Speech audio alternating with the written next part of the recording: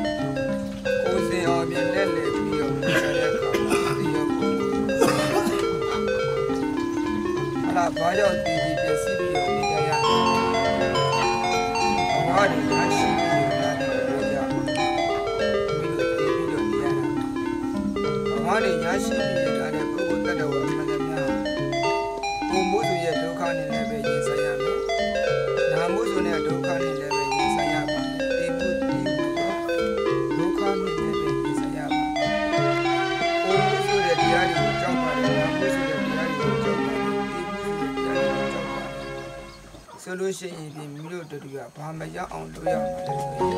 Pawama on Pilujaya.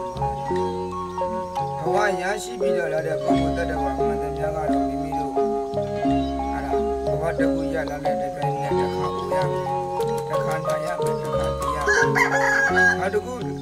How the God happy the Pawaya, which is the happy the Uya over Naya over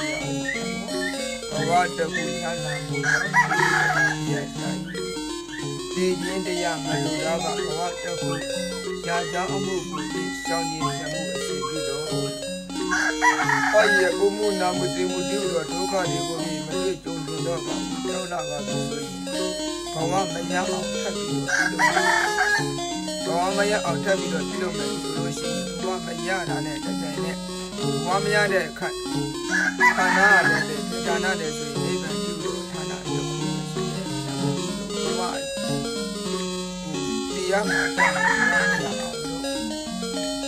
I remember Duran, so easy. Odin, I did the Toka, they would be in the middle of the tree. The middle of the year. The dog she had to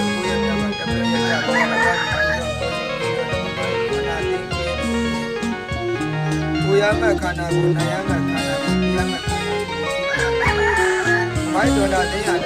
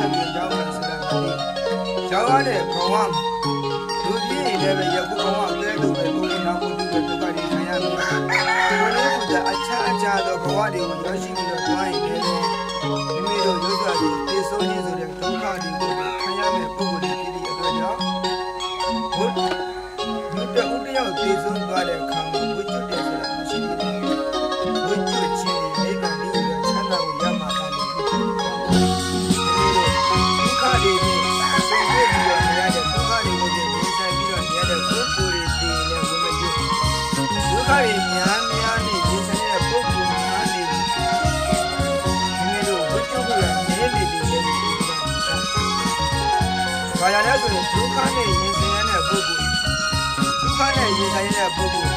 ဒါကြောင့်ဒုက္ခတွေကိုဒီအကျဉ်းကိုဆုံးမထားတဲ့ပုဂ္ဂိုလ်တစ်ခုတည်းမိမိတို့ဝိတုကိုနဲလေလေဆိုတာမိမိတို့တို့ကိုတတ်ရှင်နေကြလားညမနေပေါ့ဘယ်ချိန်ကာလကနောက်ဆက်ပြီးပို့ပြီးရတဲ့မြည်တွေမြေကလေးရပြီးတော့လာတဲ့အချိန်မြည်တွေမြေကလေးတွေမရှိတဲ့ကာလတုန်းကတကူတော့ခရီးကိုသွားတဲ့အခါမှာဘုရားကနောက်ဆက်ပြီးတော့အေးပြီးတော့ဘုရားပို့ပြီးတော့ရှင်းတယ်။ဒါမှမဟုတ်မိမိတို့တို့ကိုဒေသမားတွေဒီအားလျော်စွာတရားကိစ္စနဲ့ပဲရှင်းပြီးတော့ကြည့်ရမယ်။ယခုလိုအချိန်ကာလချိန်မှာခရီးတစ်ခုကိုသွားခြင်းနဲ့တနေ့နဲ့မှစပားနေပြီးတော့စပားပို့ပြီးတော့ပို့ထားတဲ့အချိန်အဲ့ဒီချိန်မှာခရီးတစ်ခုကိုမသိမနေသွားကြတယ်ဆိုကြပါစို့ဘဲကနောက်ဆက်နေအေးပြီးတော့ဘဲကနောက်ဆက်နေပို့ပြီးတော့တေးပြီးတနေ့နဲ့ကိုစပားတွေပုံပြီးတော့ထားတဲ့အချိန်ကြတဲ့ခါကျတော့မူလဝတ္တကြောင့်လည်းကောင်းအခြားခြားတော့အတွေ့အခေါ်တွေကြောင့်လည်းကောင်းသာစိတ်မကြသမီးစိတ်မကြသူတို့စိတ်မကြအစားရှိတဲ့ဘေးပတ်ဝန်းကျင်စိတ်မကြခေတ်ကာလကြီးရမကောင်းအဲ့လိုချိန်ကြီးပို့ပြီးတော့ဆိုးပြီးတော့လာတယ်ဒါကြောင့်ခဏနဲ့မိမိစီမှာစီဝါဥစ္စာတည်ပြီးတော့အကြောင်းကြောင့်ထိုနည်းတူစွာပဲချမ်းသာတဲ့ပုဂ္ဂိုလ်တွေဟာပို့ပြီးတော့နောက်ဆန်နေပို့ပြီးတော့တင်းညံ့ချမ်းသာတဲ့ပုဂ္ဂိုလ်နောက်ဆန်နေပို့ပြီးတော့တင်းညံ့တဲ့ခါကျတော့ဝိဒုက္ခမှကျွတ်လို့ဖို့ရသည်ဘယ်လိုမှသူတွေမမြင်နိုင်ကြဘယ်လိုမှမြင်ဖို့ဆိုရမလွယ်ဘူးပေါ့ဆင်းရဲကိုခံရပါမှဒုက္ခတဲ့အကြောင်းကိုသိတာပါချမ်းသာကိုခံရနေရင်ချမ်းသာတွေကိုပဲခဏဆန်းထားပြီးတော့နေရနေရင်အဲ့ဒီဒုက္ခပေါ်မှာပဲစေရင်မှုပြီးတော့နေရတာဆိုတော့ချမ်းသာမှုတွေများလေပြီးမိမိတို့ဒုက္ခမှကျွတ်ဖို့ရလဲလေပြီးဖြစ်ပြီးတော့များသားပြီးဖြစ်တတ်ပါတယ်ဒါကြောင့်မိမိတို့လေတူတူတရားဖြစ်ပြီးဆိုဝိကျွတ်ပြီးဆိုတဲ့သူကဝိကျွတ်ပြီးတော့သွားချပြီးဆိုတဲ့အတော့အနှောတကယ်တမ်းကျတော့မိမိတို့ကိုယ်ထိုက်ကလည်းဝိကျွတ်ဖို့လေအဲ့ဒီပုဂ္ဂိုလ်တူတရားလည်းပဲဝိကျွတ်ဖို့လေဒီဘဝတစ်ခုကတော့ဝိကျွတ်ပြီးတော့သွားမှာနောက်တစ်ခါတန်ခါကြီးထဲမှာဘလို့ဆက်ကဘုထမ်းမှာတရားအောင်မယ်ဆိုတာကမသိပါဘူးရမို့မိမိတို့ဒုတိယဆိုရင်လာတော့မိုးဘွားမှလွတ်မြောက်ခြင်းဝိကျွတ်အောင်လုပ်ဖို့ရတယ်နိဗ္ဗာန်ကိုချမ်းသာပဲရှိတယ်ဘဝတစ်ခုမှာအုပ်ကုစုရဲ့ဒုက္ခနာမှုရဲ့ဒုက္ခတေမှုရဲ့ဒုက္ခတွေကိုပြင်မဆန်းခြင်းပါဘူးဆိုနောက်တဲ့ဘဝတွေ